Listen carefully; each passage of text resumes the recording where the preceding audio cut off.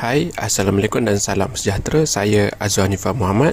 Bertemu lagi kita kali ini dalam video mengenai maintenance smartphone. Korang selalu kan kena bila phone korang jadi macam hang, bila korang nak buka application tu macam kita sentuh banyak kali baru dia nak buka. Lepas tu dia loading pun makan masa yang lama. Dan solution untuk masalah tersebut, salah satunya ialah kita perlu restart. So kita tekan button restart kat sini. Okay, so kita akan restart. Persoalannya, kalau setiap kali dia jadi jam, hang, kita perlu restart, so itu menyusahkan kita kan. Setengah smartphone ataupun model-model smartphone yang terkini, dia dah ada tempat restart ataupun tempat untuk kita off dan on semula.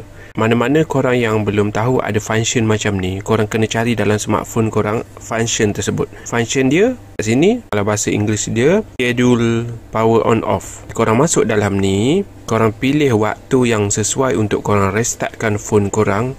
Boleh buat dia ikut hari yang korang nak, tapi saya ambil cara yang mudah, iaitu saya buat setiap hari lah. So saya akan offkan telefon saya pada pukul 4 pagi, sebab saya rasa waktu tu saya dah tidur dan phone pun tak ada buat kerja apa-apa, dan saya akan hidupkan balik mengikut kesesuaian. Terpulang kepada anda nak on pada pukul 5 ke, pukul 6 ke, pukul 7 ke. Okey, saya on pada pukul 4.10.